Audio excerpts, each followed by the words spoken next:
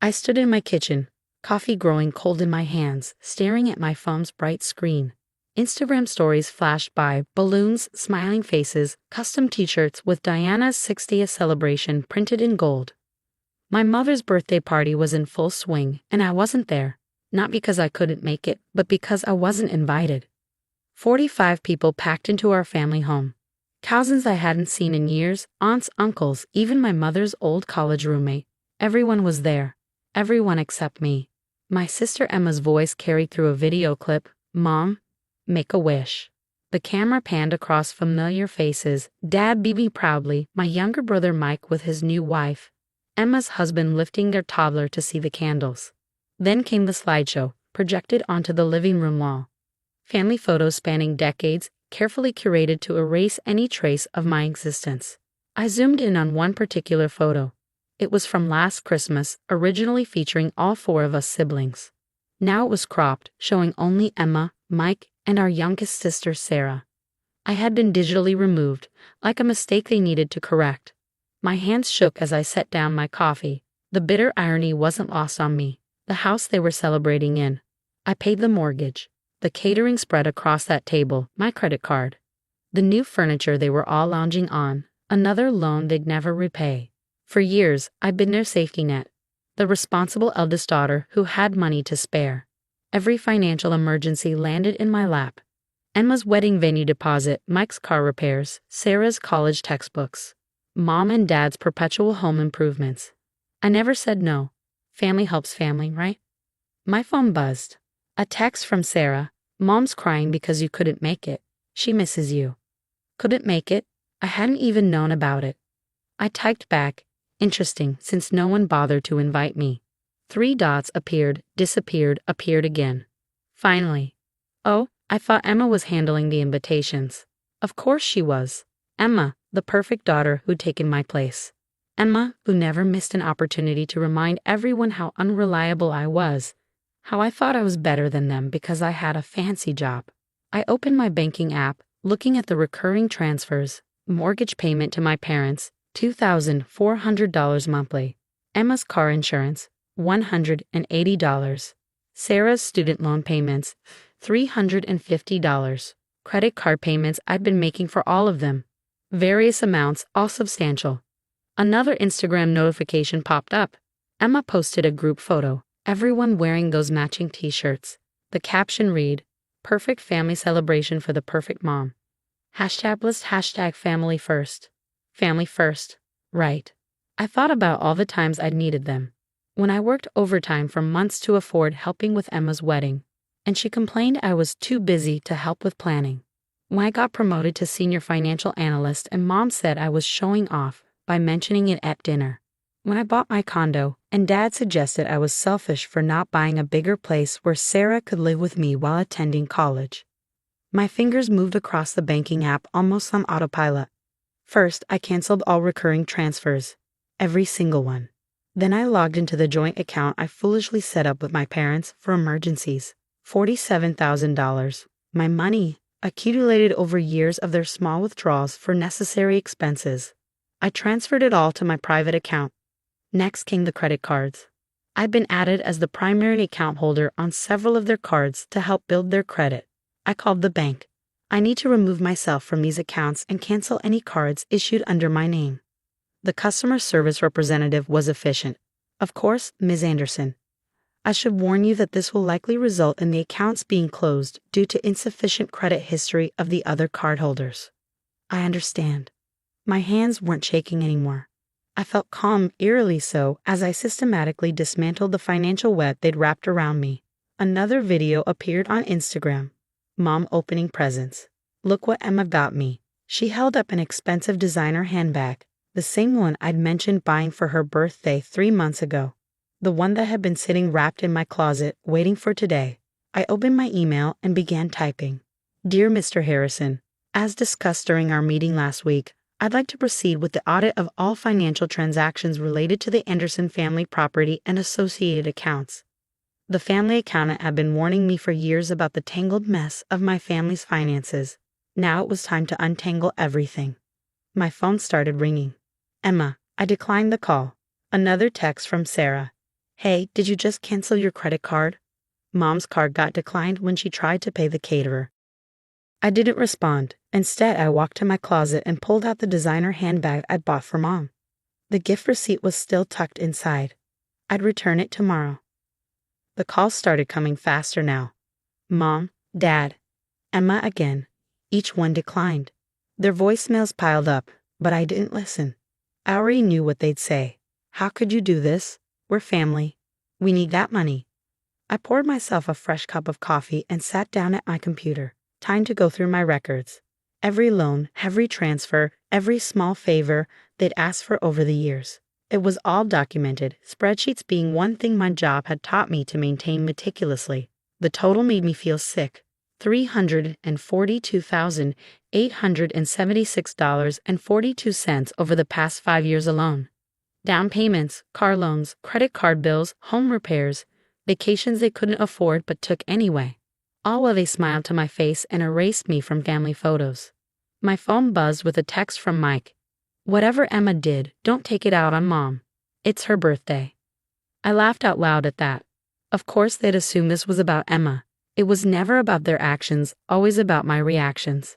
I typed back, check Mom's photo album. Count how many pictures I'm in. Then check your own bank statements. Count how many times my name appears. Let me know which number is bigger. He didn't respond. The doorbell rang. I checked my security camera. Emma stood there, still wearing her Diana's 6th celebration t-shirt, her face red with either anger or exertion from climbing 3 flights of stairs to my condo. I didn't move to answer. She rang again, then started pounding on the door. I know you're in there. Her voice carried through the door. What is wrong with you? The caterer is threatening to call the police. Mom is crying. On her birthday. I turned up my music to drown her out and opened my email. Time to contact my lawyer. I needed to formally document everything before they tried to spin this their way. Emma's pounding continued for another 5 minutes before finally stopping. My phone showed missed calls from every member of my family, including aunts and uncles who hadn't spoken to me in months. A new email popped up from the family accountant. Review of financial records as requested. Initial findings suggest significant unauthorized use of your personal accounts and potential identity fraud in several loan applications. Do you want to proceed with full investigation? I clicked reply. Yes. Proceed with everything. My sister Sarah sent another text. Mom and Dad are freaking out about the mortgage payment. They're saying you canceled it. There must be some mistake. I responded this time, no mistake. Check the deed to the house. See whose name is actually on it. That was another thing they'd conveniently forgotten. 3 years ago, when they were about to lose the house to foreclosure, I hadn't just paid the back payments, I'd bought the house outright. They'd been paying me rent disguised as a mortgage, less than half of what the market rate would be. My phone started ringing again. This time it was my father's brother, Uncle Pete. I answered, curious what angle they were trying now. What's this I hear about you ruining your mother's birthday? His voice was thick with accusation. Interesting. This is the first time you've called me in 2 years, and that's your opening line. Don't get smart with me, young lady. Your mother is crying. The caterer is threatening to call the police. Emma says you're not answering anyone's calls. What kind of daughter are you? The kind who wasn't invited to her own mother's birthday party. There was a pause. What? Check the photos, Uncle Pete. Check the invitation list. Ask them why they pretended I couldn't make it instead of admitting they didn't want me there. I'm sure there's been some mistake. Yes, there has been. Mine. For letting them use me while pretending I don't exist. Tell them they have 30 days to refinance the house in their own names or I'm selling it. I hung up before he could respond. A new email arrived from Mom this time. The subject line read, "Please don't do this to us." I opened it. How could you embarrass us like this? Everyone is asking questions. The caterer left with half the food still in her truck. Emma had to put the rest on her credit card. Is this because we didn't invite you? We thought you'd be too busy with your important job to come to a simple family party. You always act like you're too good for us anyway. Please turn the cards back on. We'll include you in the next family event. Promise. Love, Mom. Not an apology, not even an acknowledgement of what they'd done. Just manipulation wrapped in guilt, served with a side of passive-aggressive jabs. I clicked reply. Dear Mom, attached, please find records of every loan and payment I've made on your behalf over the past 5 years. Photos of the original party invitation list showing my name specifically crossed out. Screenshots of Emma's text to Sarah specifically instructing her not to tell me about the party. Deed to the house showing my name as owner. Documentation of unauthorized credit card charges made in my name. You have 30 days to make arrangements for new housing if you cannot qualify for a mortgage. Any attempt to contact me except through my lawyer will result in immediate legal action. Regards, your daughter who was too busy to be included in the family photos. I hit send and blocked her email address. The next notification was from my bank. Unusual activity detected on joint accounts. Of course, they were trying to withdraw everything they could before I could stop them. Too late, I'd already moved the money.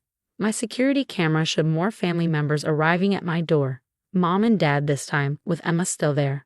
I turned off the lights and sat in the darkness, listening to them pound on the door and call my name. Tomorrow, I'd start untangling the legal mess. Tomorrow, I'd deal with the fallout. Tomorrow, I faced the flying monkeys they'd undoubtedly send my way. But tonight, I sat in my quiet condo, looking at old family photos on my phone. The real ones, before they started erasing me. I found one from my college graduation, my parents beaming proudly beside me. That was before I had money, before I became their ATM. I deleted the photos one by one, just like they deleted me from their celebration. My phone buzzed with a text from Sarah. Please don't do this. We can fix this. I typed back, no we can't, but I can fix myself. Then I turned off my phone, poured myself a glass of wine, and finally allowed myself to cry, not for what I was losing, but for what I should have had all along. A family who loved me for who I was, not what I could give them. The sound of them pounding on my door faded eventually. In the quiet that followed, I felt something I hadn't expected, peace. Morning brought chaos. My phone, which I turned back on, exploded with notifications, 97 missed calls, over 200 text messages, and countless emails. But what caught my attention was the family group chat I'd suddenly been added back into. Emma had written a lengthy message. I can't believe what selfish name did to Mom's birthday.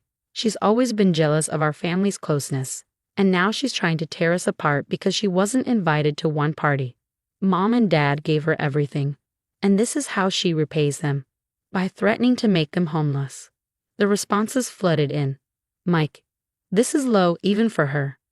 Sarah, maybe if we all talk to her. Aunt Linda, I always knew money would change her. Uncle Pete, your father is devastated. I screenshotted everything before removing myself from the chat. Evidence. It was all evidence.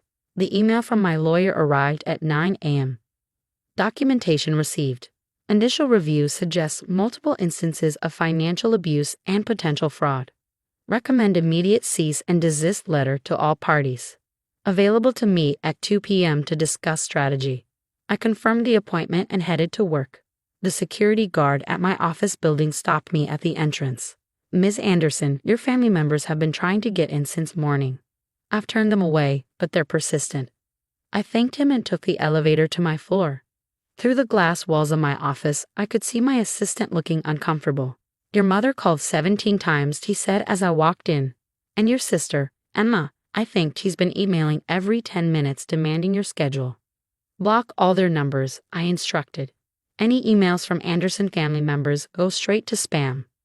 My phone buzzed with a text from Mike's wife, Anna. They're talking about calling the police to do a wellness check on you. Please just talk to them. I forwarded the message to my lawyer and focused on work. But at lunch, the restaurant hostess approached my table. Ma'am, there's a woman outside insisting she's your mother. She's causing a scene. I paid my bill and left through the kitchen exit. Back at my office, emails from the family accountant kept arriving. Unauthorized loan application in your name from 2021.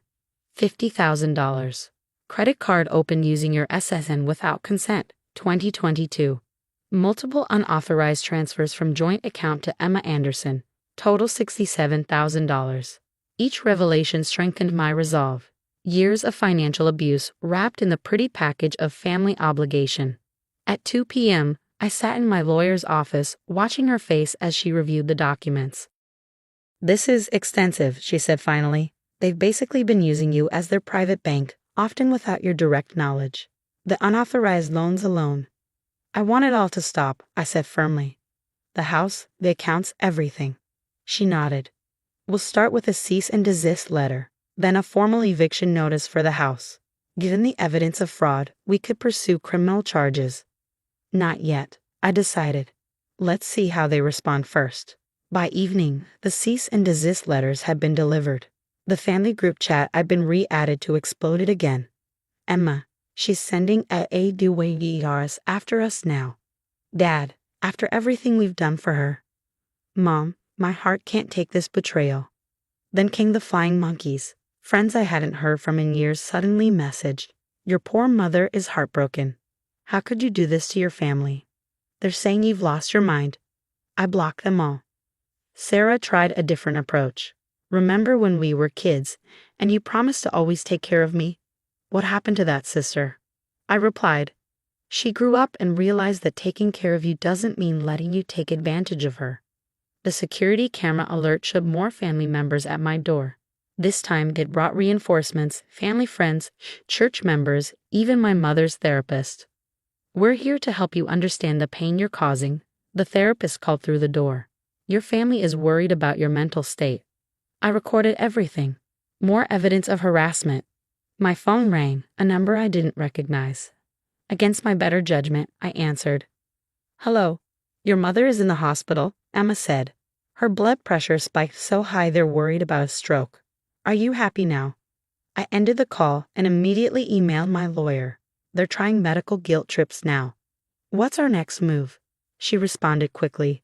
Document everything. If they continue showing up at your home or office, we'll file for harassment orders. A new email arrived from the family accountant, found additional discrepancies. Multiple insurance policies opened in your name, premiums paid from your accounts without authorization. Beneficiaries listed as Emma Anderson and Sarah Anderson. I forwarded it to my lawyer with a single question. Criminal charges. Her response. With this evidence, absolutely. The day ended with a final text from Mike. Mom's home from the hospital. Dad's talking about bankruptcy. Sarah's crying because she might have to drop out of college. Emma's husband is threatening to leave her over the credit card debt. Is this what you wanted? I stared at the message for a long time before replying. What I wanted was to be treated like family, not an ATM. What I wanted was to be invited to my own mother's birthday. What I got was years of financial abuse and manipulation. You all made your choices. Now you get to live with them. Then I opened my laptop and began writing. Dear family, by now you've received the cease and desist letters. Here are your options. Repay everything you've taken from me with interest. Face criminal charges for fraud and financial abuse. Accept the consequences of your actions and leave me alone. You have 24 hours to decide. The sister/daughter you erase from your photos.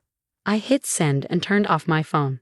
Tomorrow would bring more drama, more guilt trips, more manipulation. But tonight, I was finally free. The photos they deleted from the birthday slideshow sat in my recycling bin. I clicked permanently delete and watched them disappear, just like they'd made me disappear. But this time, it was my choice. The 24-hour deadline hit like a bomb. My inbox flooded with individual responses, each one more desperate than the last. Mom, we can't possibly repay that much. You're destroying this family. Dad, I raised you better than this. No daughter should treat your parents this way. Emma, my husband left last night. He said he can't trust me after finding out about the credit cards. This is all your fault. Sarah, please, I'll have to drop out. They can't afford my tuition without you. Mike, you've made your point. Can we talk about this like adults? I forwarded each email to my lawyer without responding. Then came the group email from Dad, addressed to the entire extended family. Our eldest daughter has betrayed us in the worst way possible. After years of us supporting her career and helping her become successful, she's turned on her own blood. She's threatening to make her mother homeless, to send her own sisters into financial ruin. We ask for your prayers during this difficult time. The replies poured in, family members choosing sides. Aunt Linda, I'm disgusted by her behavior. Uncle Pete, she's gone power crazy. Cousin Jennifer, how dare she treat you this way? But then, unexpectedly, my grandmother's email cut through the noise.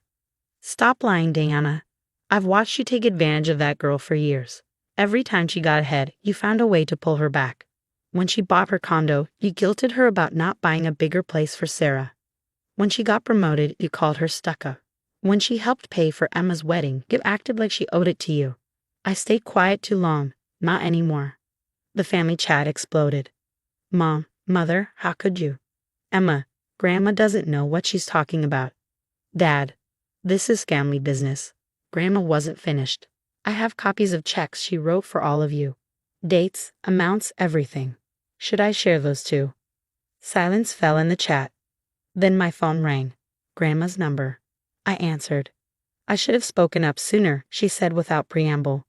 I watched them drain you dry for years. When they didn't invite you to the party, I almost called you myself. But I thought it wasn't my place. Why now? I asked. Because I read their emails. They're not sorry for what they did. They're sorry they got caught. There's a difference.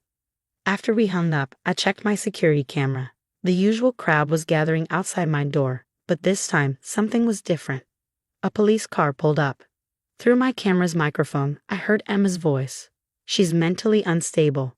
We're worried she might hurt herself. She's acting completely irrational. I called my lawyer immediately. Within minutes, she emailed the police department documentation of the ongoing harassment, including recordings from my security camera. The police left without knocking on my door. Another manipulation tactic failed. My phone buzzed with a text from Sarah. I found out what they did with my student loans. The ones you thought you were paying? They took out extra in your name. Use the money for Emma's wedding. I'm so sorry. I didn't know.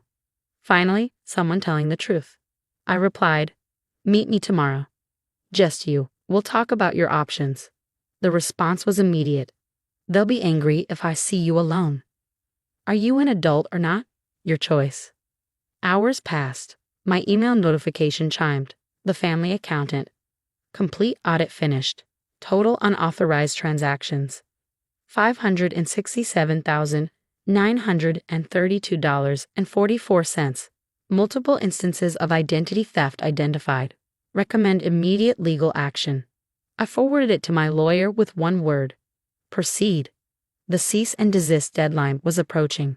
They had 6 hours left to respond. Instead of complying, they escalated. A new email from Mom, copied to every family member.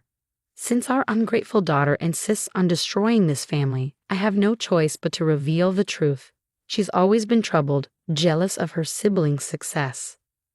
Her generosity was just a way to control us. When we tried to help her by excluding her from family events for her own good, she snapped. Everything she claims we stole was freely given. We have proof. I almost laughed. Their proof would be the emails where I'd agreed to help them after hours of guilt trips and manipulation. The texts where I'd offered money after they'd cried about losing their house or not being able to afford medicine. I typed my response. Dear Mom, attached are recordings of you admitting to opening credit cards in my name, Emma discussing how to hide unauthorized loans from me, Dad bragging about how easy it is to borrow from my accounts. Your conversation with the bank pretending to be me, still want to discuss proof. Your troubled daughter. The family chat erupted again. Emma, those recordings could be fake. Dad, you recorded private family conversations? Disgusting. Mom, how dare you spy on us? But their protests sounded hollow now. The truth was out, backed by evidence they couldn't deny. Sarah sent a private message. I'll meet you tomorrow. I want out of this mess. At least one person was waking up. The final hours of the deadline ticked away. Instead of choosing one of my offered options, they chose a fourth, denial and attack. Multiple social media posts appeared. Mom, please pray for our troubled daughter. Emma, some people let money destroy their family values.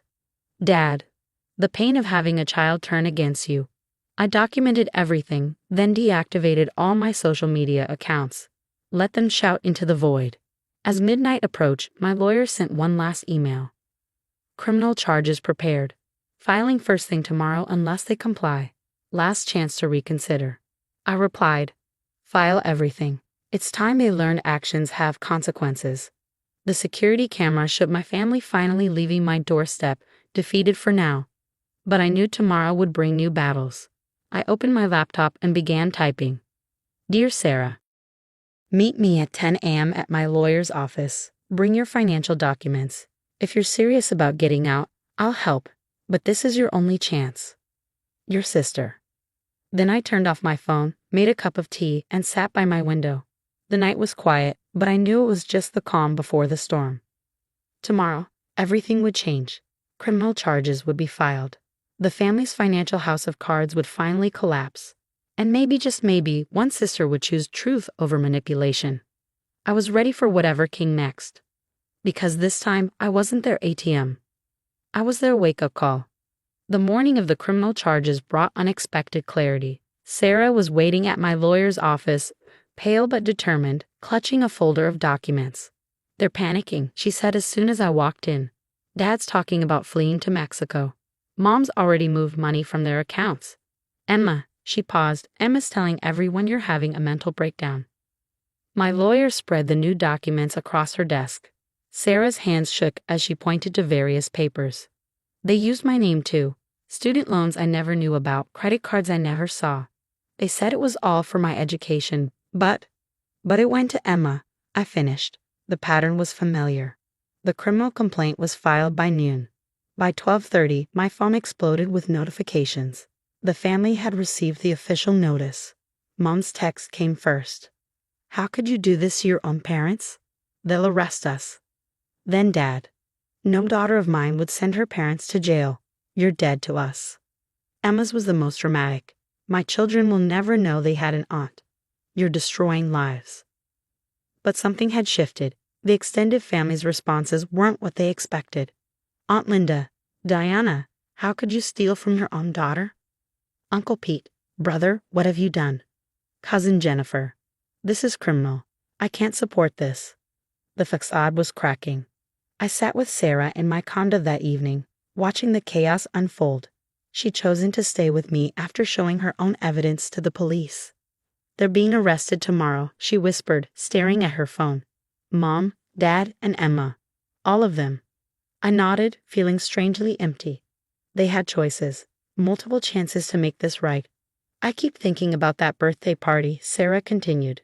When they were editing you out of the photos, Mom said it was because you didn't fit the family image anymore. I should have said something then. But you're saying something now. My security camera alerted us to movement outside.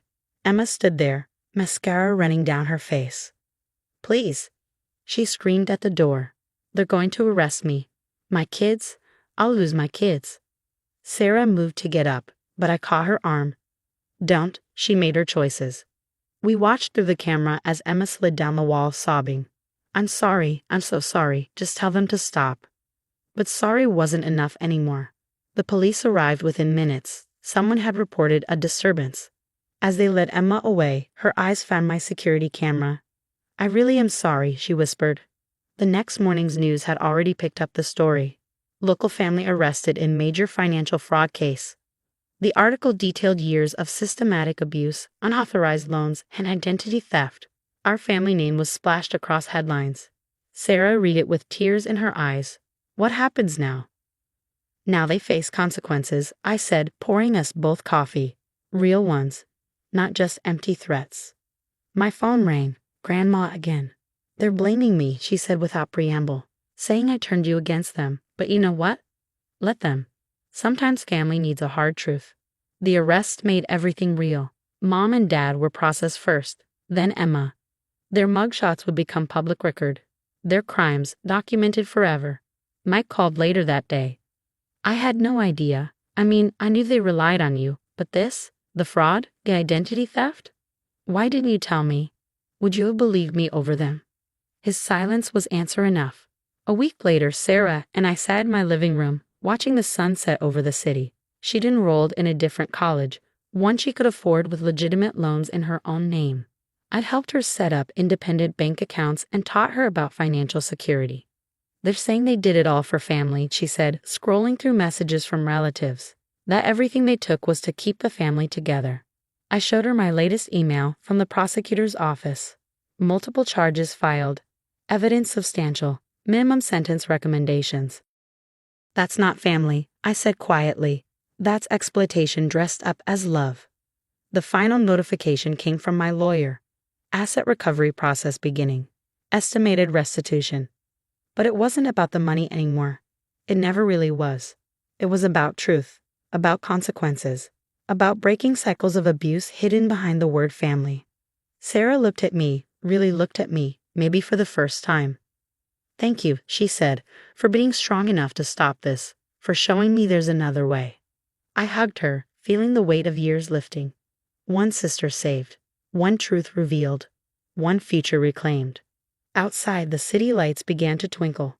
Inside, two sisters sat in comfortable silence, building something new from the ashes of what was lost. Not a perfect family, but an honest one, and that was worth more than all the money they'd ever taken.